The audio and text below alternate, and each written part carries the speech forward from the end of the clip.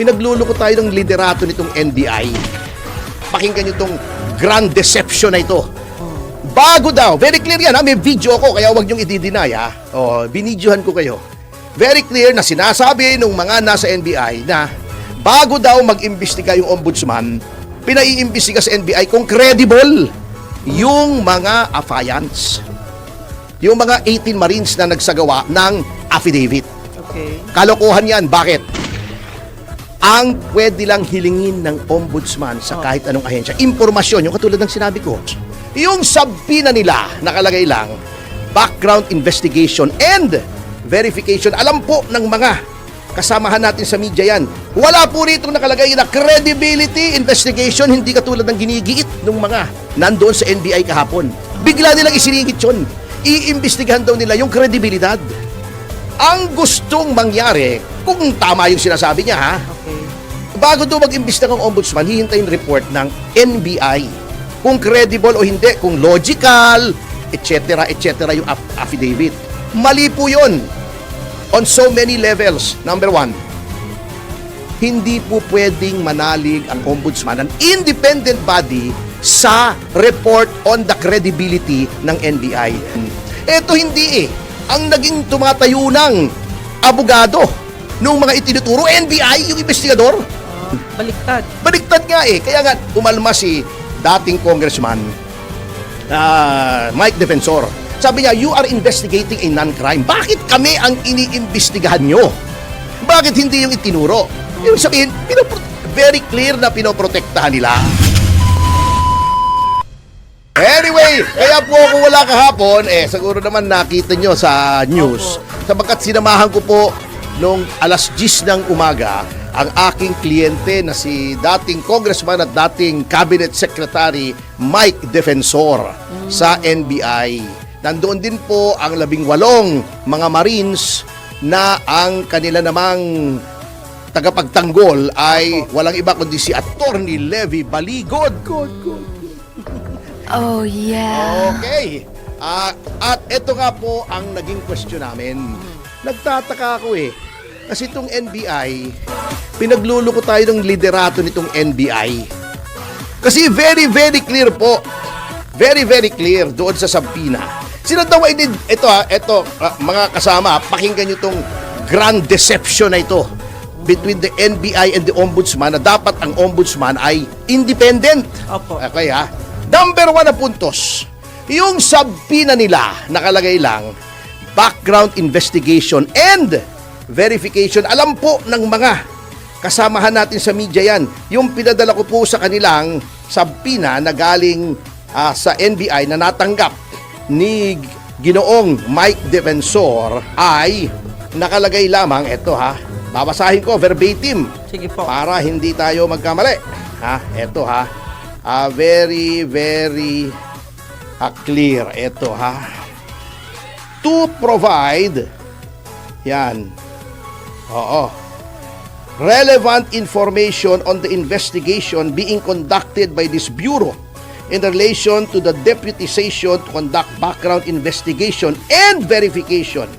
Yan. Background investigation and verification regarding the joint affidavit.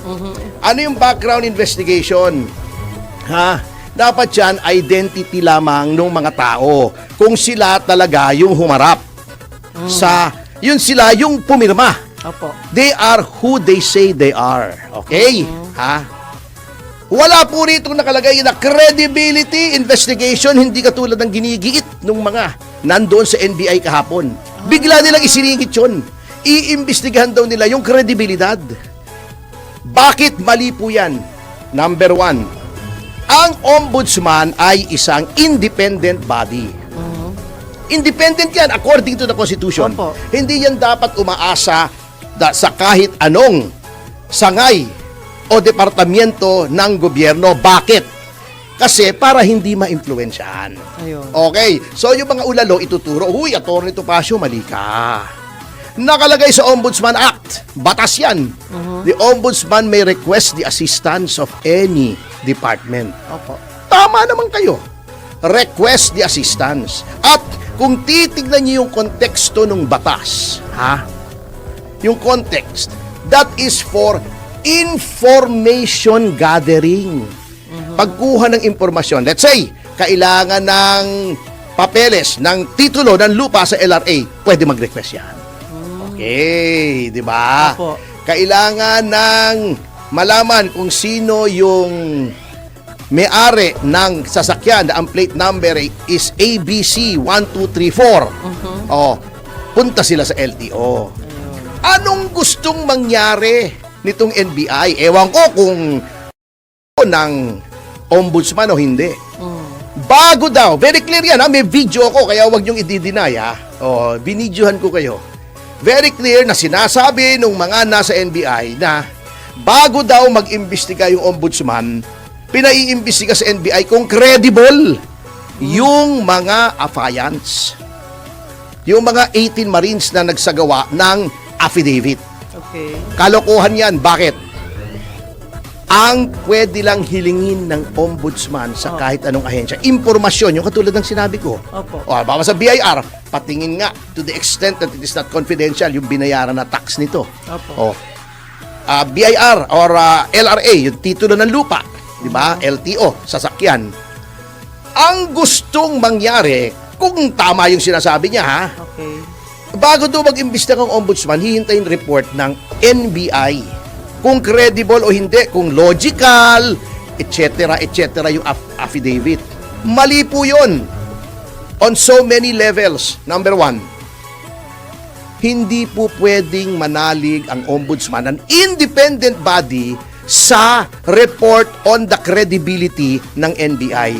Anong diferensya between fact-finding at yung hihingan mo ng report, ang credibility ng NBI? Yung fact-finding, humihingi ka lang ng records na naroroon na. Oh. Meron ka man records ito? Meron ka? Bigay Dali mo na. sa akin. Yan. Yun. Anong ibig sabihin ng verification ng credibility na niwala nga rito? Tapos yun ang ginagawa. O bago yun ang ginagawa. Maling. What the ombudsman in effect is doing is that it will be relying on the exercise by the NBI of its discretion and analysis as to whether or not a person is credible or not. Mali yun. Disira na ang independence ng ombudsman. Kung sasabihin yung bago mag-imbestigang ombudsman, hihintayin yung report namin, hindi na independent. Opo. Anong problema nito? Kasi nga po, kaya ini-insulate yung ombudsman from other departments is para makagawa siya ng impartial at unbiased na evaluation ng kaso. Nasaan ba ang NBI? Nasa Pasay. Hindi. Biro lang po. Nasaan ba ang NBI? Ang NBI ay nasa ilalim ng Department of Justice. Sino bang hepe ng Department of Justice? The Secretary of Justice. Sino ba ang boss ng Secretary of Justice? Ang Pangulo ng Pilipinas. Nasaan na ang independence ng ombudsman kung ito ay babase ng kanyang aksyon sa report ng isang ahensya na nasa ilalim ng executive? Di walay. Number 2, kaboting kahoy na may ulalo po ang procedure na sinusunod ninyo. May reklamo po, kahit sabihin yung not exactly and complete affidavit. May affidavit, 18 tao. Sinasabi, si Sandro Marcos, si Cadiz, pati si Martin Romualdez at si Bongbong Marcos tumanggap ng mali-maleta. Ang affidavit na sinumpaan sa harap ng notaryo at nung kabakalawa ay nandoon yung notaryo na Siya mismo. siyang pumirma as notary public doon sa affidavit. Napatunayan na ng NBI na siya ay tunay na abogado, napatunayan na yung identity niya at may notarial commission siya sa doon sa lungsod kung saan yung notaryo. Opo. So ibig sabihin, genuine yan, hindi hausyaw. Okay? An affidavit according to law and decided cases is entitled to full faith and credit on its face. Opo. Ibig sabihin, kung wala naman kayo nakikita within the four corners of the affidavit, doon sa mismong affidavit, Opo. na ito ay palso, dapat yan ay paniwalaan mo muna. Okay. Okay. With respect to credibility, sinasabi nila, baka hindi credible. Opo. Ang magsasabi po, ang magko-contest sa katotohanan ng isang affidavit ay yung itinuturong gumawa ng krimen. Ayun. Hindi yung piskal. Pag ikaw ba pupunta sa piskal, yung mga nagdemanda na sa inyo, sasabit ka ng complaint affidavit, anong gagawin ng piskal? Hihingi ng ID. Natural lang yun. Baka hindi ikaw yun. Lalo na kung hindi ka naman kilala ng piskal. Opo. O, di ba? Oo. Ikaw ba to? Pahinging ID. Yung valid, voter's ID, driver's license, passport, etc. Ikaw ba to? Sige, manumpa ka. Ayun. Okay, manumpa ka na. Patatawag yung kabila. Oh, sagutin mo nga tiyo. May bintang sa'yo. Yung kabila, kukuha ng abogado yon, babakbakin niya yung katotohanan noong nasa complaint affidavit. Ganun po ang maayos na criminal investigation. Ito hindi ang naging tumatayo ng abogado nung mga itinuturo, NBI, yung investigador. Ito pang taduhan kahapon na gustong mangyari nitong NBI, ano? Gusto ba naman lahat ng mga taong sinabpina nila ilagay sa kanya-kanyang kwarto, hiwa-hiwalay, at i-interviewin? BS yun. Parang sila ang akusado. Oh, anong kalokohan yan? Baliktad. Baliktad nga Kaya nga, umalma si dating congressman, Mike Defensor. Sabi niya, you are investigating a non-crime. Bakit kami ang iniimbestigahan nyo? Bakit hindi yung itinuro? Kunin nyo yung identity. Tapos, di ba? Then, hindi ko malaman kung patatawag o hindi. Tumayo nga ako, sabi ko, pagkatapos ba nito, patatawag nyo yung kabila? You answer me, yes or no. You answer me. Ang sabi? Kung hindi ko papinilit, sinabi nila, sige, kung kailangan patatawag namin. Ibig sabihin, very clear na pinoprotektahan nila. Di ba? Eto pa, nakakatawa. Pinatawag nila si Mike Defensor. Opo. Bakit? Kasi daw yung isang sasakyan na nung nag-press con ang mga 18 ay ginamit yung isang sasakyan ni Mike Defensor. Ano ngayon? Bakit tinanong ko, gusto nyo ba, ano bang gusto nyo? I-establish daw yung identity ni Mike Defensor. Natawa ako, sabi ko, may duda ba kayo na yung taong nasa harap nyo ngayon ay si Michael Defensor? May duda ba kayo? Hindi nyo ba kilala? Sabi ko nga, I don't mean to be condescending. Ayoko nakakainsulto pero naglolo ko, parang gusto kong sabihin, naglolo ko na tayo rito. Hindi nyo alam na ito si Mike Defensor? May duda ba kayo? Sabi na, hindi nyo kilala si Mike Defensor. Kilala, anong problema ngayon? Yun naman pala kako So, ba't pinatawag nyo pa? Bago yung sa asawa, ayaw pang sabihin yung purpose. Ang purpose is, since yung sasakyan ay rehistrado sa pangalan ng asawa, pinatawag to harass. Kailangan mo bang tawagin yung registered owner? Nandoon na nga sa LTO, kinuha mo na nga na siya yung registered owner. Alam nyo ang aim nitong NBI para buwisitin, i-harass, to vex, to intimidate, para takutin na ang message na pinapadala nito sa mga prospective na other witnesses ay wag na kayo mag-witness, bibwisitin din namin kayo, imbestigahan din namin kayo. Ganun ang pinapalabas. Kasi sinabi ni Atty. Baligod, may next batch pa na 10. Para sinasabi nila, yan pagka tumestigo kayo, eto rin ang sasapitin nyo. Eto pa ang isang nakakatawa, Eto pa. Nakatanggap pala ng liham si Atty. Baligod. Kahapon ko lang nalaman na pinatatawag sila ng ombudsman at itatanungin yung 18. Hindi ba nakakatawa yun? Bakit mo dineputize yung NBI para tanungin yung 18? Ikaw pala mismo tatanungin mo na rin at a later date. Abay, tinatakasan ka ng katinuan. Di ba? Why would you delegate something that you yourself will be doing? Ay nako, wala na siyata sa tamang pag-iisip yung ombudsman natin. O talagang hindi. Actually, nasa tamang pag-iisip yan. Hindi, baka ikukumpara lang. Hindi. Bakit mo pa ikukumpara? Nasisira na ng independence mo. But you don't have to compare. Diretso mo na. Hindi, ito ang aim niyan. Para maabala. Yung mga tao, inaabala nila, tinatakot nila. Ba't ayaw nilang patawag yung tinuturo? May affidavit dito. Totoo ba to? Yun. Hindi, totoo kasi ito, ganito yan, ganito. Bakit hindi ganon? Palibhasa, malalaking mga tao, sina Sandro Marcos, sina dating Yusek Cadiz, Mismo si Bongbong Marcos, syempre, of course, walang jurisdiction naman ang ombudsman over a sitting president. Opo. Si Martin Romualdez, pwede. Bakit hindi yun ang impita na halatang halata kayo? Ba't hindi yung patawag nyo?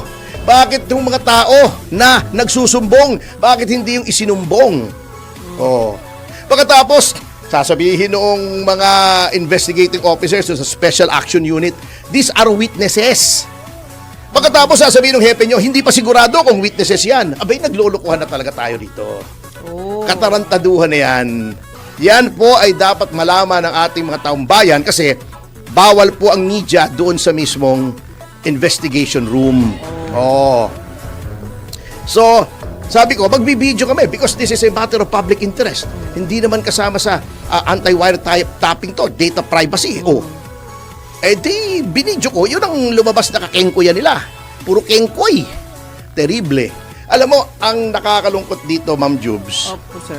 yung mga institusyon na dapat magtanggol sa atin, isa-isang nabababoy.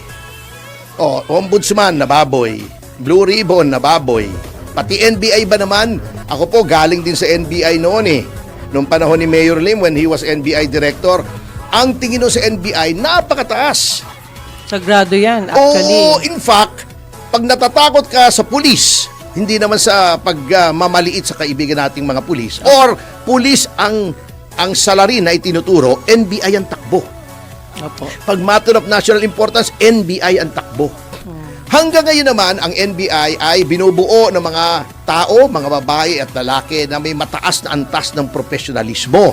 Matatalino, masisipag. Kanya lang, yung pag nilagay mo sa leadership ay isang tao na ang misyon lamang ay para sirain yung mga kritiko ng gobyerno, walang mangyayari. Mangangamoting kahoy na may ulalo din yan.